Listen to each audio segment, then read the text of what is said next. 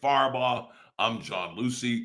We're fired up on a victory over the Ravens Tuesday, uh, but also lots of belly aching coming out of Baltimore over that Isaiah Likely incompletion in the end zone. And we're going to sort of go to Nick and clarify all those rules. But I gotta love it because we had the immaculate reception, back in the 70s with Franco. I'm calling this the disgraced incompletion because of all of the belly aching. And we have the new NFL Leonard Skinner rule. Give me 3 steps. And we're going to clarify this with Nick, but the way I see it, because I've been on social media, and there's a lot of Baltimore fans that are throwing the Santonio Holmes Super Bowl touchdown in our faces, where it was two toe taps and then out of bounds. But of course, he held onto the ball going into the ground, and that's all you have to do. With Isaiah Likely, he had the 2 steps, but then lost the football due to the great play of Joey Porter Jr. And he didn't get the Leonard Skinner 3 steps because it's 2 feet and a football move. And in this case, it would have been that 3rd step. So Nick, straighten us out on this. And this just became this huge deal over the last 24 hours. And I'd be curious to see what Mike Tomlin said about it, what people in Pittsburgh are talking about, because I was listening to national NFL radio on Sirius XM, and that's all they were talking about yesterday. Yeah, so it's kind of interesting when you really look at kind of the rule book. There's 3 things you have to satisfy to have a catch. You obviously have to have secure possession of the football. You then have to get 2 feet down inbounds.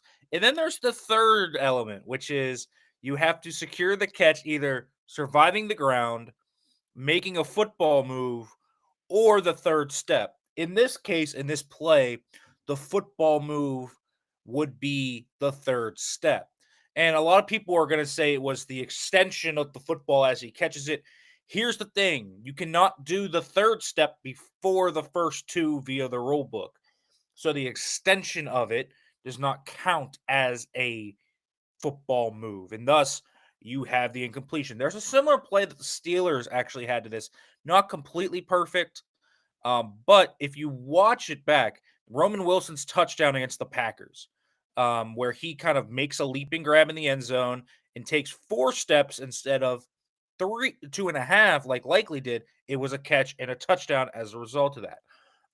Another similar play, if you remember, the first game after Matt Canada was fired back in 2023, Deontay Johnson made a twirling catch in the end zone, took 2 steps, had control of the ball gets punched out.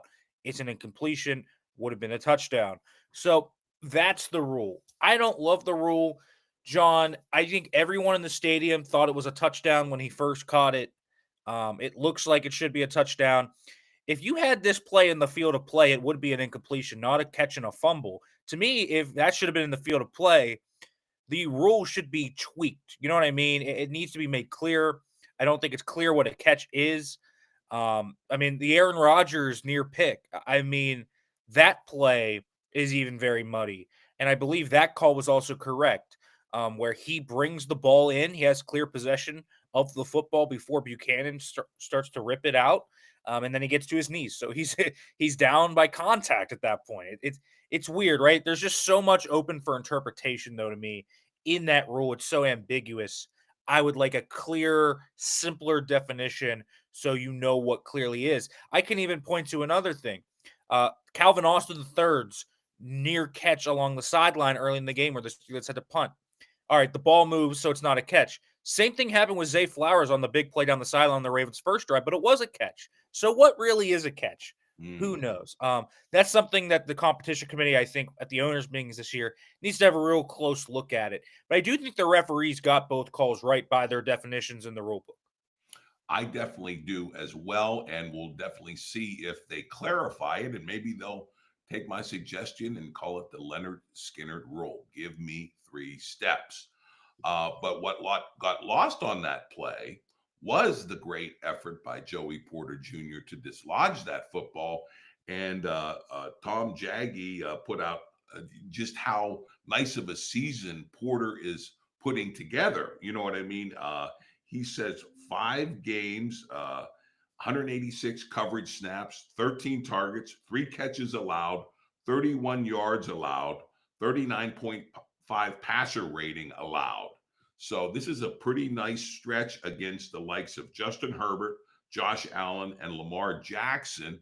And we know Porter Jr. is prone to some big penalties, but man, that's some nice work that he's been doing. He's been doing some really good work. I'm surprised we don't actually have anything about Joey doing that on that play, because sometimes our chat gets a little rowdy about JPJ in particular. We're talking about a guy to me that is really having a nice season. Now, I get it. There's some limitations in his game. The penalties are still a thing. He had a really dumb illegal contact penalty on a 3rd and 7 where they would have gotten off the field otherwise. Got to clean that up. The 3-yard DPI, that was a funny one. That shouldn't have been a penalty one, but John, can you ever remember there being a defensive pass interference for like 3 yards? I've never seen it before across all levels of football. I've watched a lot of football. I don't remember ever seeing one that short. Absolutely crazy. But you look at it, and Porter's just putting together a really nice season. First of all, that's a really heads up play, finishing through the play. I just really appreciate the effort by Joey. I look at him. He's been an inconsistent tackler. Like, it's been really up and down. Things haven't always been smooth in that realm. And that's kind of was the scouting report on Joey. But like his coverage skills, you can live with it. We kind of had this discussion back in like before the second season where it was like, yeah, you're going to get the penalties with Joey and you're not going to get elite tackling. You're going to get a guy that tries to tackle, though, and he's going to compete and try to bring guys down in the screen game. He's going to compete in those areas. But if he can cover like this, I mean, you can live with this. He's playing at a really high level right now, just in terms of pure coverage ability. Really, the last 5 or 6 games, I can't remember a truly bad coverage rep in man-to-man coverage from Joey Porter Jr. And so he's going to be an interesting kind of talked about piece this offseason because he's going to be extension eligible. Going into the last year of his rookie contract, that's going to be a really big discussion point. And I think he's playing himself into some really nice money right now. We'll see where the price point is, but I think he does a lot of really fun things on the field, and he's been really good for them at corner. Now, the one thing we do have to acknowledge for the Ravens' benefit is that the NFL, I believe, did come out and say that the personal foul on the Boswell field goal attempt was a bogus call where they went over the center or too close to our center, snapping the ball for the field goal. So that was kind of a 4-point swing that obviously resulted in the Steelers' touchdown instead of the field goal, which they took off the board. But then again, the Ravens had a chance to defend their end zone and prevent that touchdown. And of course, the winning margin was 5 points, not 4 points. Yeah, I mean, listen, that was a bogus penalty from the start. I don't even know what they saw. The referee in the pool report said that he ran him over. I mean, you can clearly see he does not run over Christian Kuntz at all. Completely bogus call. I almost wonder if it was a makeup call because the play before that, Metcalf clearly gets interfered with by Humphrey. Would have put the Steelers at the 1-yard line. It really felt like a makeup call to me from the referees. So terrible call, honestly. But I mean, I guess if you put it in that context, maybe it's like a ball don't lie moment. I don't know. But that was a terrible call by the referees. I have no idea what they were watching on that play. Zero idea. And of course, it wouldn't be Steelers social media and pretty much NFL social media without some of the conspiracy theories circulating, because obviously going into the game, coming off that Bills nightmare in Pittsburgh, there was a lot of reports out there that, hey, there is an out in Tomlin's contract. Maybe they don't exercise the option. This is a bubble game for Tomlin. And then of course you have this cascade of questionable, controversial calls by the refs. So is this the NFL trying to cement Tomlin in Pittsburgh? And you had report. Now I didn't see anybody articulating this personally, but when I was listening to the some of the NFL national coverage on Sirius XM, they were claiming that some Pittsburgh fans would have rather lost that game to put Tomlin under greater jeopardy, which you and I never felt he was in jeopardy anyway. But there was this narrative that was building that there could be some jeopardy for his job. But I personally didn't hear of any Steeler fans wishing to lose against the Ravens when you have number one seed in the division up for grabs. And personally, I love nothing more than beating Baltimore. That's my favorite win of the year. Anytime that we can beat Baltimore, anyhow, any way, by any means necessary, beat them. That's always my favorite win of the year. So I'm just wondering if you heard of any of this crazy narrative that, well, let's lose this game so we get rid of Tomlin. Oh, I mean, it absolutely existed. I saw some people saying that. And like, I kind of get it to a degree that you're just like sputtering, but like the idea that the Steelers would fire Tomlin, even with the report that came out over the weekend of the 2026 option, like, guys, they're picking it up, right? Like, they're picking up the option. It's going to happen. And we talk about it on this podcast a lot. Like, I really do think they need a change at head coach. And like, he's a great floor raiser, but he's maybe not the guy to lead them to a Super Bowl again. It just wasn't happening. I don't know, man. And what a fun Steelers Ravens game it was, wasn't it? It was classic Steelers Ravens. This was the most juiceless Steelers Ravens game I can remember going into it, because it was all Mike T, Aaron Rodgers, Lamar's hurt, John Harbaugh sucks. Now this week, it's the funny thing. I've seen the headlines starting to emerge from this week, and the big talking point nationally is, should the Ravens fire John Harbaugh, which I think actually might happen. We'll see what ends up going, right? Looking back, I mean, we had those two disasters, last year, the one in the regular season, the one in the postseason, where Henry ran wild on the Steelers. But if you go back to what has been kind of a, down period for the Steelers since 2020, we've taken a lot of games from Harbaugh. The Steelers are 9-3 in the last 12 matchups. Mike Yeah. Tomlin has kind of kicked his butt in the last 5 to 6 years, which is crazy to think about, because during that time, Lamar has been the quarterback, but he's been hurt a lot of those games. So they face like Tyler Huntley a good deal. But even when Lamar has played, the Steelers have been one of those teams that has been able to somewhat thwart his ability to truly be the MVP, great Lamar Jackson we all know him to be. And there were long stretches in this game where he didn't look all that great. What was your analysis of Jackson's game? And then let's talk about the high wattage game that we got between Aaron Rodgers and DK Metcalf, who then went to the hospital for, I guess he got a hit in the stomach. So you'll update us on that via Tomlin. But yeah, the compare and contrast the two offenses coming out of that game in Baltimore. So it's pretty interesting, actually, when you look at it. The Jackson game, first of all, I mean, he just doesn't look like himself. I didn't think this was a poor game by like most QB standards, but by Lamar standards, it was. He still doesn't look fully back. I mean, the pick to Pierre, I don't even know what he was thinking. Just a really ill-advised decision. Great play by James Pierre to intercept his cousin. But I do not understand really what that was, kind of what he was doing there. You saw even when he ran outside the pocket a lot, like that didn't look like the dynamic Lamar. He doesn't have the same burst. He can run it still, but he's not dynamic in a special way that makes Lamar. So I thought his receivers let him down a lot down the stretch too. Bateman dropping that football. I mean, you even though the likely play, people will argue maybe should have been a touchdown. Tuck the ball into your frame, man. Do not hold it out like that and make yourself prone to having it punched out. Like, just a lot of things you can point to there. As for the side of the Steelers, I mean, how about the deep passing attack finally coming alive, John? And I really think there's two reasons why this happened. One, I thought Aaron Rodgers played his best game of the year. I thought he was just magnificent. I mean, this was maybe Rodgers. I watched a lot of Aaron Rodgers film over the summer, guys, just to try and prepare for Aaron Rodgers.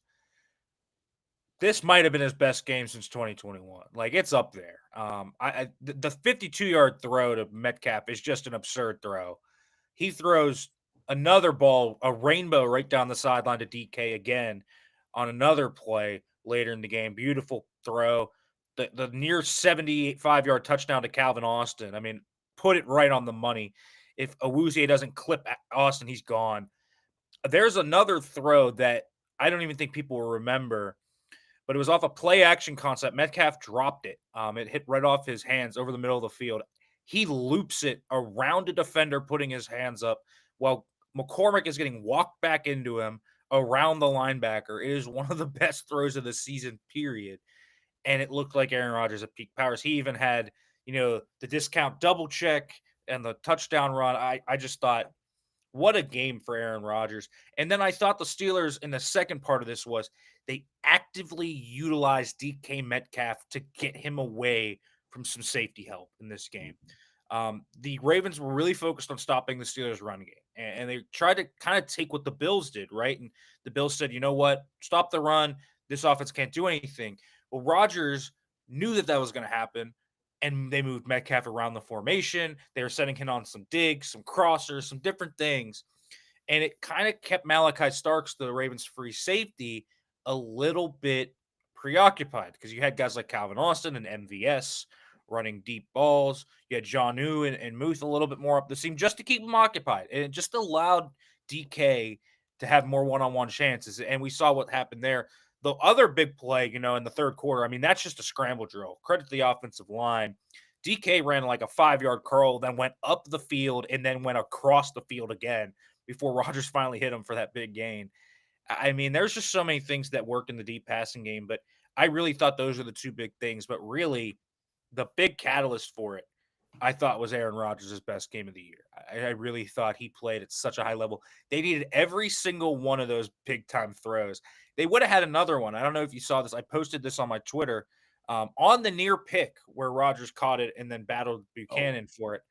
Okoye gets his hands up. If he doesn't, Adam Thielen is wide open up the seam. It would have been a huge gain. I don't think Thielen would have housed it because he just doesn't have wheels like that anymore. But it would have been 30 to 40 yards straight into Ravens territory. And the Steelers, I mean, if he hits that, I mean, that's probably the clincher, right? Because that was the Steelers' kind of way of trying to get through as the Ravens were clawing back field goal by field goal.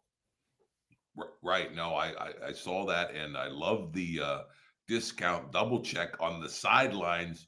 Tomlin doubled down and did a double discount double check. And at the end of the game, as he has done in the past, but certainly capping a week when his job security was under great scrutiny, he did one of these blowing the kiss like they used to do on the end of the dating game. So he was definitely feeling it. And it did have, given the vertical explosive plays and the splash plays, and there was like a release feeling, like there was this, like, things finally broke through. We broke through, whatever barrier was limiting, that vertical passing game, and Rodgers and Metcalf connecting like they were finally able to do, like we expected them to do. So, and you mentioned Thielen, and you had an interesting note because you always chart the number of snaps, and because, and then read the tea leaves, what that means. And you had a nice note on Thielen already sort of working up to a wide receiver 2 level in terms of the number of snaps. Discuss that a little bit. Explain that. Yeah, he played 25 snaps of 52. Steelers ran not many plays in this game because they were either explosive or 3 and outs, like it really was all their drives were in this game. And so he played 25 snaps. That was the second most of any receiver on the team. I thought that was interesting. MVS and Calvin then had 16 each. Scotty Miller had 3, and I think Skoranek had 9. The name I didn't mention in there, and I want to answer this because this is in the chat. Roman Wilson was obviously benched in this game. He didn't play. He was right. I do want to tell the people in the chat we are live. I forgot to announce that at the beginning, but we have a very well-timed question because that was kind of a head scratcher when we heard that Roman Wilson was a scratch. So what is the status? And keep those questions coming. We will get to them in the chat. Yeah, Roman Wilson is kind of in. I don't know if it's the doghouse, but it's kind of weird, right? He played for about 5 or 6 weeks, and then all of a sudden, we're seeing a guy get benched. And there's like tape out there where you see, hey, he's open down the field. Hey, he's especially against the Packers. I mean, that big ball, where Rodgers said it was a bad throw. I mean, he's open. Like, is he not getting the signals? Is it not fluid? It feels like that they wanted the veteran security of MVS and Thielen more than Roman. Now, the question, and it was asked today, why did Roman not play over Scotty Miller? Like, what does Scotty Miller bring to the table that doesn't get Roman a helmet over him? And Tomlin said it's because he's the backup punt returner. If that's why Roman isn't playing, and Roman should be active, to be fair, Roman also goes through the punt return line every practice, every game. Like, it's not like Roman can't be the backup punt returner. He can be. To me, it's just an indictment. And so I don't think, I don't know how you can look at what's happened with Roman Wilson. The Steelers ramp up his snaps. He doesn't really get a lot of tangible production. And then all of a sudden, you bring MVS up and bring in Adam Thielen, and he's down, and say anything other than clearly they think he's not going to be the answer at wide receiver. I mean, that's just the simple interpretation of that move. And that has to be the interpretation of that move. And the tape hasn't been anything like special. It's been solid at times, and I feel bad for Roman because he should honestly have more production than he does. But he is not going to be somebody, to me, that comes together and is a tangible part of this like over structure that they're probably going to do this offseason, to where you finally get that room figured out behind DK Metcalf. I just think at that point, I mean, next year he's probably, if they bring in the amount of guys they should and try and restructure this room like they should, I think we're talking about, next year, Roman Wilson having to have a really good camp to make the team. Like, that's the type of guy I think he's going to be at this point. Wow. So, in answer to the question in the chat, I mean, it looks like the rest of the season he's going to be in street clothes and deactivated instead of, you know, running routes on tape that we saw, and we seem to assume that, that maybe he was working his way into Rodgers' favor, but obviously not. Alex Kazura puts out a sort of a little answer to why the Steelers now find themselves at the top of the division, despite many of the problems that we have documented on this podcast, and talking about all their flaws. But they are number 7 in red zone offense in the NFL. They're number 7 in red zone defense in the NFL, and they're tied for 4th in turnover differential. So that will win you some games. So what else do you see as we get into, these mega meaningful games in December that are going to decide the playoff seeding and who gets in and who gets out? And of course, we have that season finale waiting for us at Acrisure Stadium against these same Ravens. So what else do you see in terms of in favor of this team maybe starting to make a run now? I mean, here's the thing. I don't think the Steelers are going to make a run. I still, they're 2-5 against legitimate playoff teams this year. I think that still stands out. They've had a tough schedule. They've had a much tougher schedule than the initial models preseason predicted, because the Bears are up. The Colts were better than people expected.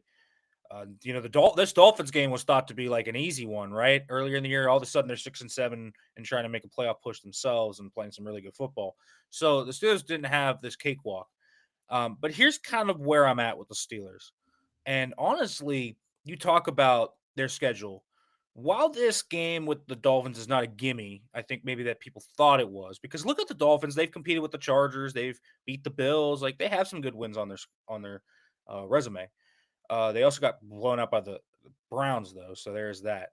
You look at it, the Lions, I mean, at Detroit's a really hard one, right? That one, I almost want to chalk up as an L, but at Cleveland, that's not a gimme either. Shador Sanders has brought an energy to that team, but also not even just Shador. It's just, it doesn't matter who's the quarterback. The Steelers just really struggle at Cleveland in recent years. It's not been a good spot for them.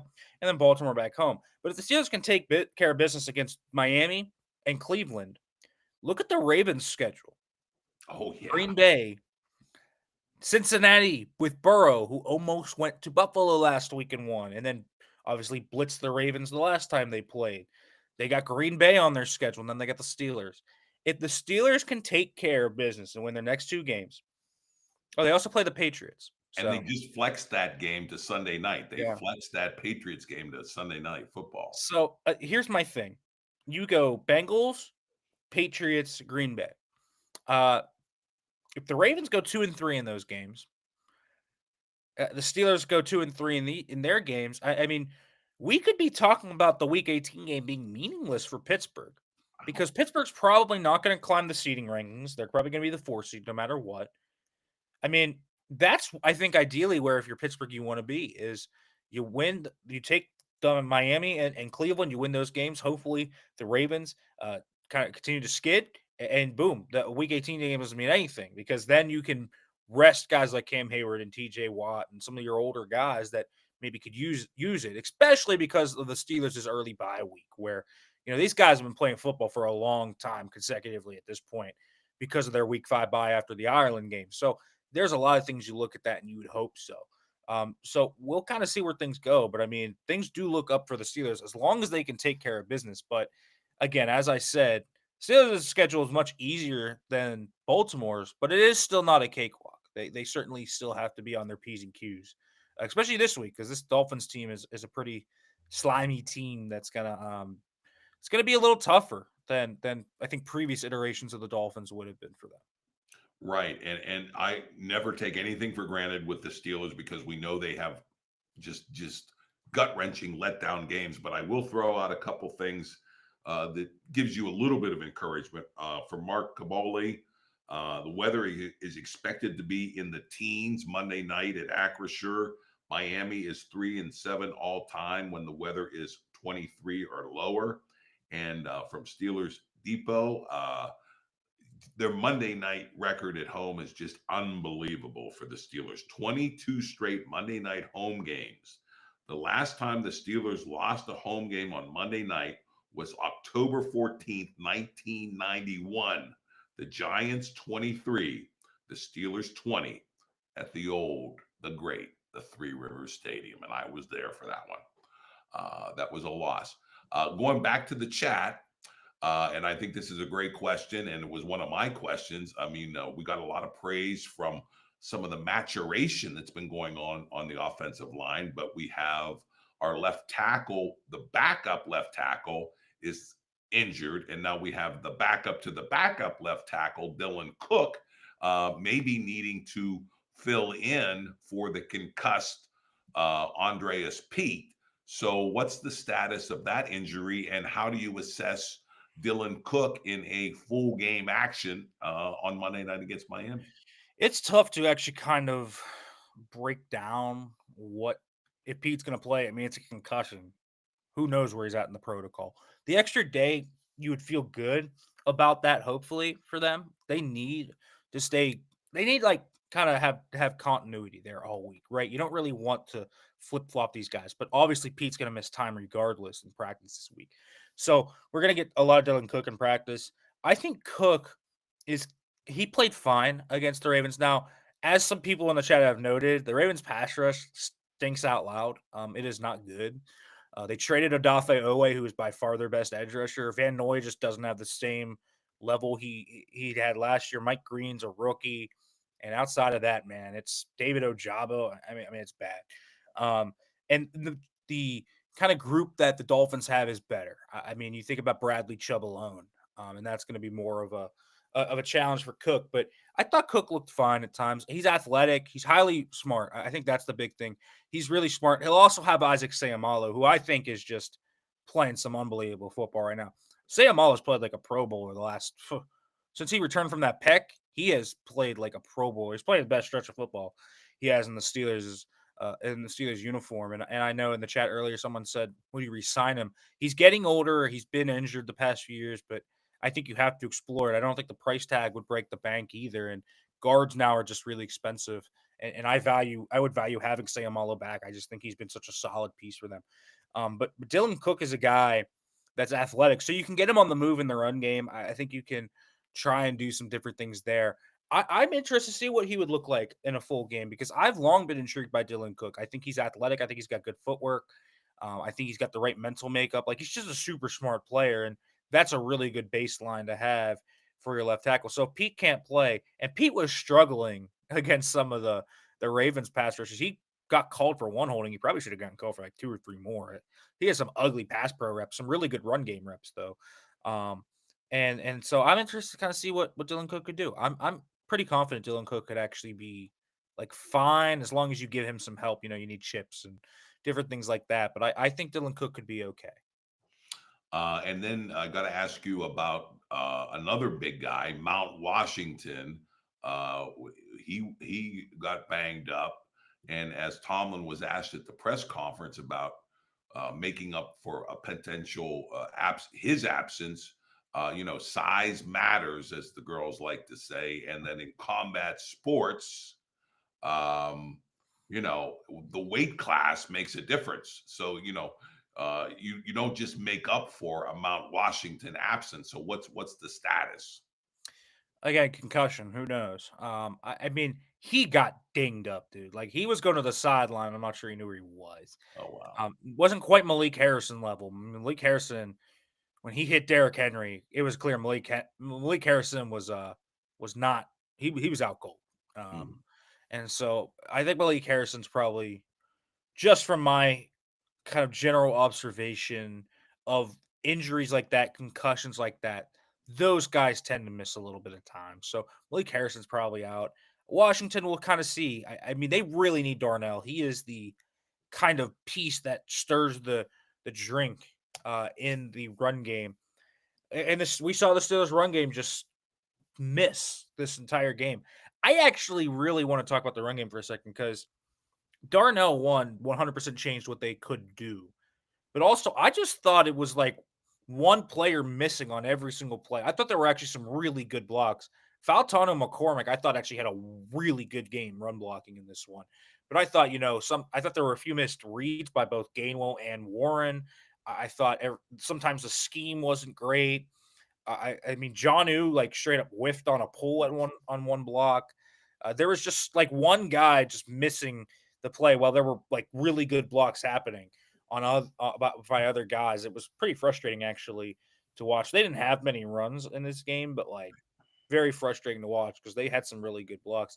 But they need Washington because he opens up the edges, he opens up the cutback lanes for them. He just changes the entire math of this offense. So they really need Darnell back. We'll see if he can play.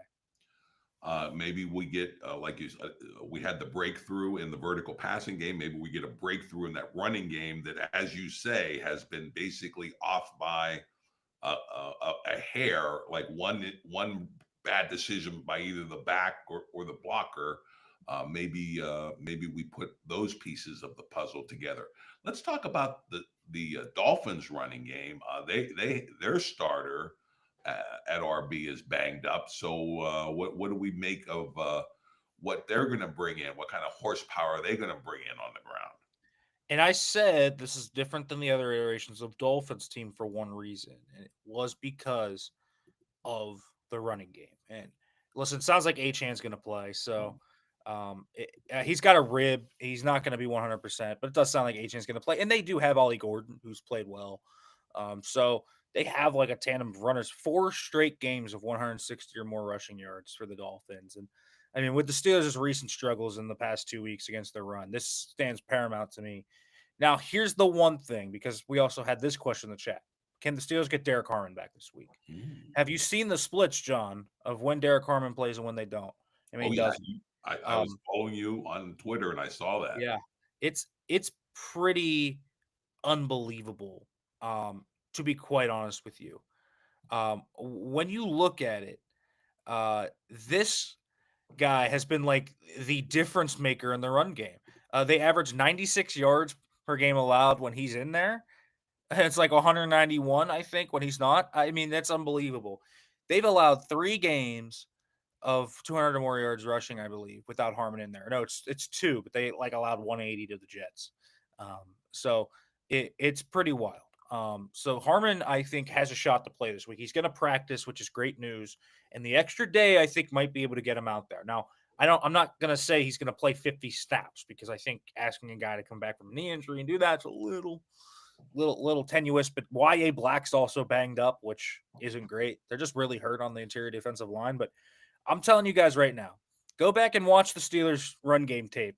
Tell me what 94, 93, and 91 were doing in most of these reps.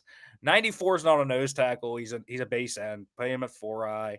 They got to figure out what to do at nose. Benton was like, I've never seen a more boomer bust nose tackle against the run. He's either in the backfield making the play or getting washed into the lap of Patrick Queen. I mean, I don't know, but they need Derek Harmon back so bad. So Achan's like the worst nightmare of a matchup for them. He is so fast. He's got great contact bounce.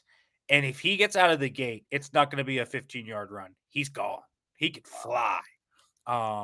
He's probably the fastest running back in football right now. So, Achan is going to be really big. And their center, Aaron Brewer, who is this undersized wide zone runner with the Titans, has become just another level of player right now. I mean, he might be the all-pro center this year. He has been unbelievable. Those two guys just really stick out to you. And then Jalen Waddle, obviously. I mean, Jalen Waddle is the big player in the passing game. And those three guys kind of stir this whole thing.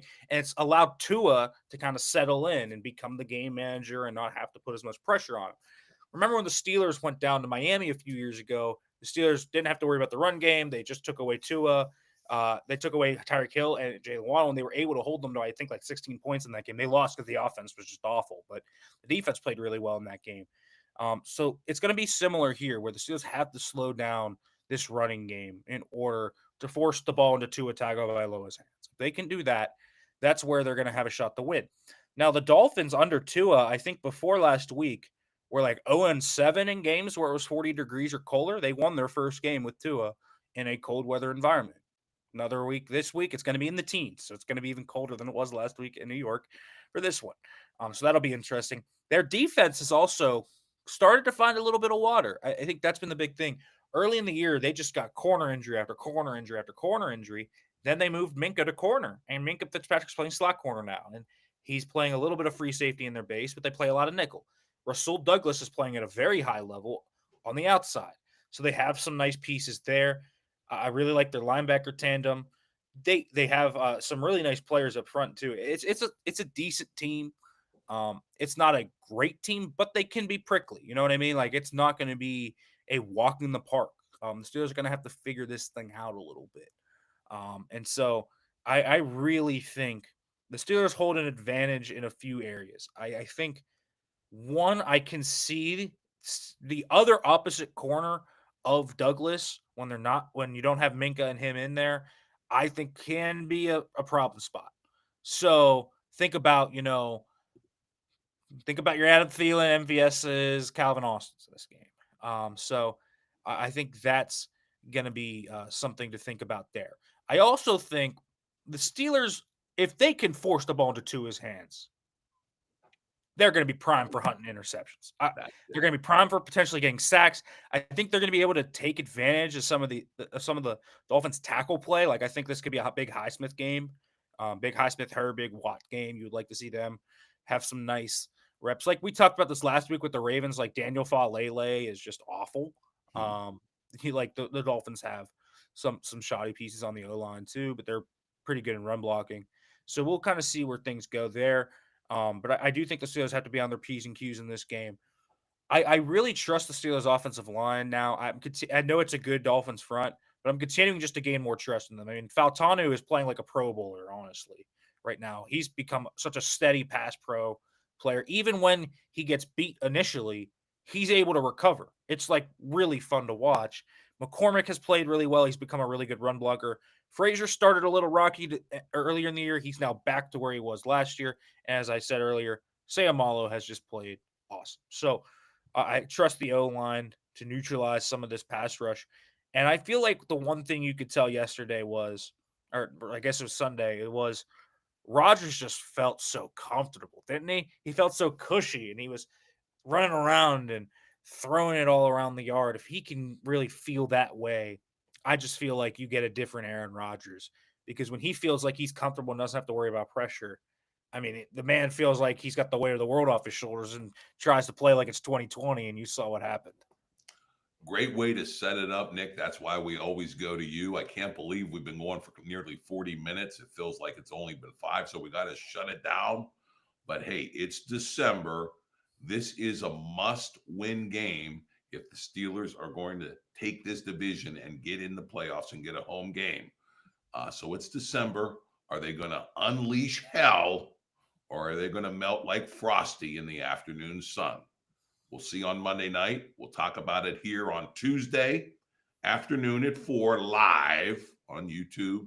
And until then, go Steelers.